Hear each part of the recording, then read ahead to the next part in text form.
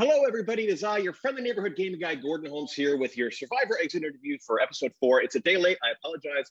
There were some scheduling issues, but we got some good stuff for you. Before we get into that, first of all, the comment section is open, so feel free to tell us how you feel about the episode, how you feel about this interview, your favorite color. What is your favorite 80s rap song? I want to know. But 3 quick rules: be nice to each other, be nice to the contestant, and be nice to me.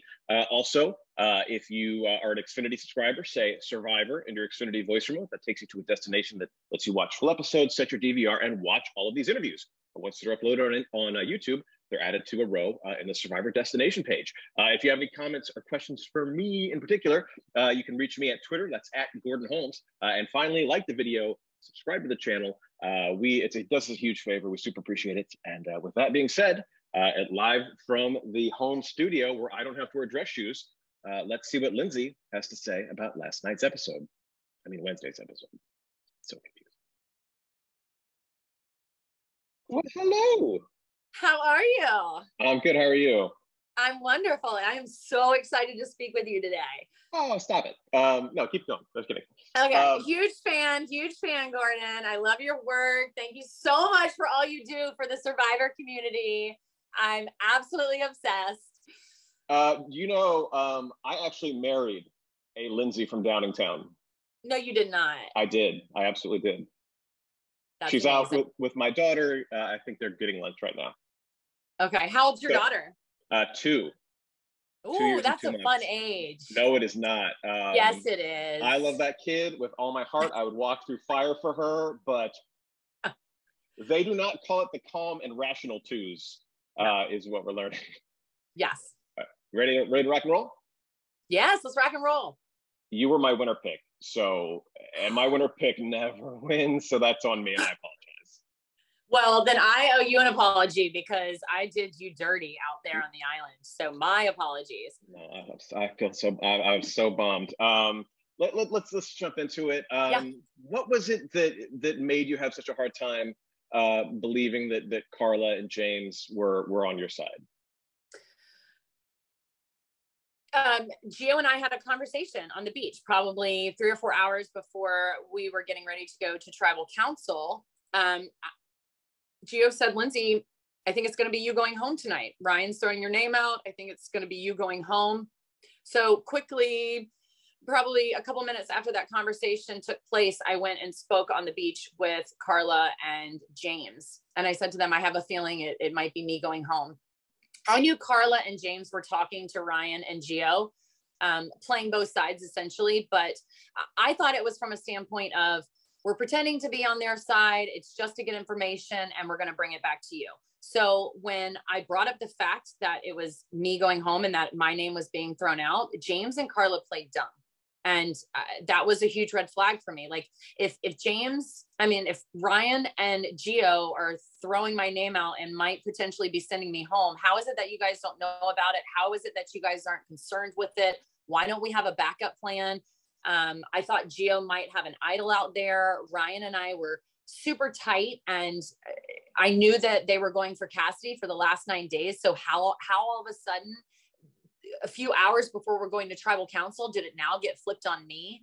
I was definitely very concerned that they weren't being honest with me.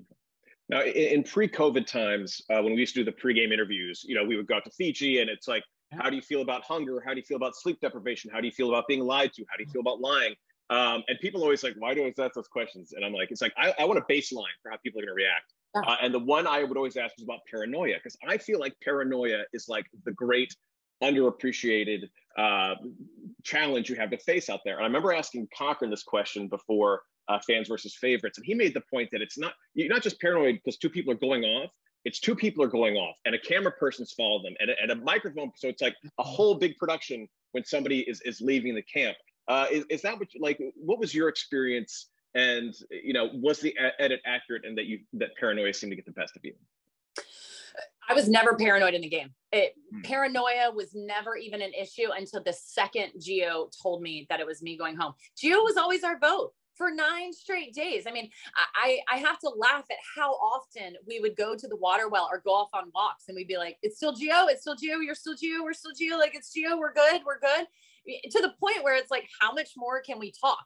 because we hadn't had the opportunity to go to tribal council, there was no other strategy for us to talk about. The only other strategy there was I knew that Cassidy might be the vote for Ryan and Gio. My concern being is that one of them had an idol. So I actually, and a few days into the game, Gio started getting a little bit too confident for my liking. So I thought, well, where did this come from? So I went through his bag to see if he had an idol. And I ended up finding the map that he saved from the Sweater Savvy Challenge. Unbeknownst to me, I had no idea that they were given a map to the Sweat and Savvy Challenge. So once I found this map, I was like, oh my God, it's a map to Immunity Idol.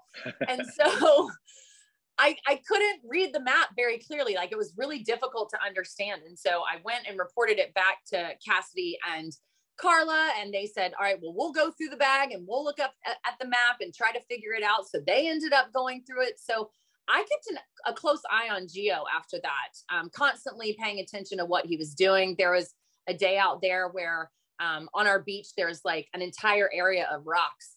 And Gio said, I'm going to get snails. And Gio must have been out there for like 2-3 hours. And he comes back with like a handful of snails. And I had just come back with like a huge bag of snails the day before. So I knew how long it takes to collect those. So in my head, I'm thinking Gio has an idol. Like, all signs point to Gio has the idol, right? And so I was concerned. All right, if Gio's the vote and we're going for him and he plays this idol, like what's our plan B? And so I was talking to Carla and James about that. Like, what's our backup plan? Don't we have a backup plan? And Carla wasn't willing to even discuss a backup plan with me, which was another red flag. Come to find out, is because she had the idol. She knew she had the idol. She knew Gio didn't have it, but she wasn't willing to tell us. So all of these things were red flags for me. There was another time with James. I really wanted to trust James on the island. I really wanted to work with him. I really wanted to go to the end with him. But there was just something about James. James is an incredibly smart person. And I'm sad that he's not getting the credit that he deserves right now for the social game that he's playing. All three of us girls thought that James was our number one and that we were his number one. And I think I think you know, we haven't seen much, but my take is like he's got this great swing vote vibe, seems to be in everybody's corner. So like they're not showing much, but I think that's absolutely getting across. Yeah. Well, good. That makes me happy. So there was a time where when Cody came to raid the beach, I decided to bring up the journey that James and Noelle had gone on to try to see if James was telling me the truth. There's no other way for me to figure out if James is trustworthy unless we go to tribal council, and we weren't going to tribal council. So I took this as my opportunity to kind of see if he was telling us the truth. And when we started talking about that journey, James shut it down right away. And at first I thought, am I reading too much into this? But I had a conversation with both Carla and Cassidy. I was like, is it just me, or like, was that a weird conversation? Did James get weird when we brought up the journey? And they both agreed. So again, red flags were going off left and right for me. Lindsay, this is amazing. You're hitting all my questions. It was James being a swing vote. James and Carla, when they went on the trip, what did they like? Did you believe in coming back? So I appreciate that. So let's jump right to the word association. I'll give you someone's name. Give me the first word, a couple words that pops into your head, and let's start off with Cassie. Moon goddess. Okay. James. Jungle James. Carla. Spicy. Ryan. Mm-hmm. What's Superman. Superman. Okay. And let's finish off with Gio. Uncle Gio. Okay. I have never stared at my TV and screamed with the passion I did as I did during Cody's visit. In exchange for like some food, it seems like he made 6 people hate his guts. Is that an accurate assessment? You mean based off of his behavior out there? Yeah, it seems like, you know, he left with food, but he made everybody know that he's a player. Like I felt like that was what happened. So Cody came out there and really threw Dwight under the bus. Cody said Dwight's the mastermind. He's the one that's calling the shots and playing the game. Cody made it seem like I'm not doing anything. I'm just like the chill Hawaiian guy. which actually kind of matched up with what we were seeing in pregame. I mean, I studied everybody in those 7 days that, or however many long that we were in pregame in Fiji. And it really matched up. Cody was just kind of like, hey, I'm here. He's like, I don't even want to take anything from you guys. My tribe wants me to slit y'all's throats and take the machete, but like, I'm not trying to do that. I'm not trying to piss anybody off. So he went for the fishing gear. And to be honest with you, like the fishing gear is great, but it wasn't benefiting us. And we were finding food in other ways, so we didn't need it. My main concern was like, don't take my machete. I need that machete. So like, I really didn't care. I'm a horrible negotiator. Like I'll be the first person to admit that. And I think it comes from a compassionate place. You need something of mine, I'll give it to you. Like you can have it all.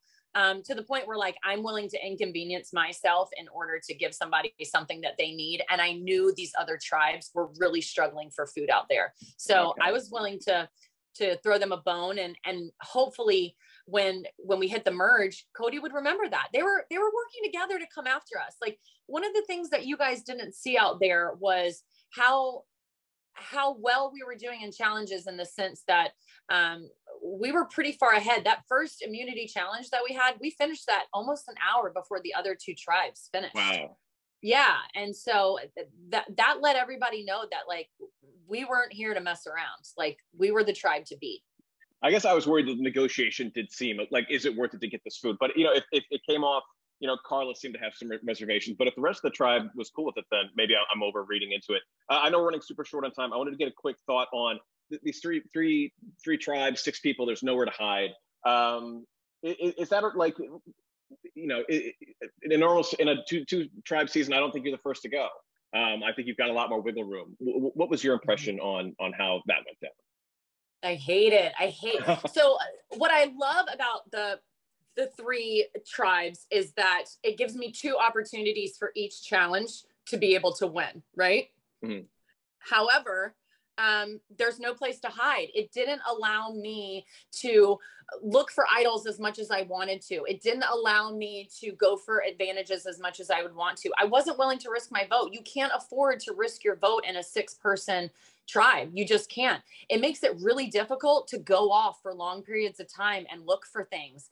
I can't tell you how many times, especially because it was 4 strong. If I got up to go fill up our water bottle, somebody was always coming with me. You know, the other thing you need to consider is where our shelter was. It was on the beach. So if at any point we went into the island and the woods, you were looking for something, and it was pretty apparent. So that's kind of a mistake on our part. I think looking back, I would have kept our shelter inside.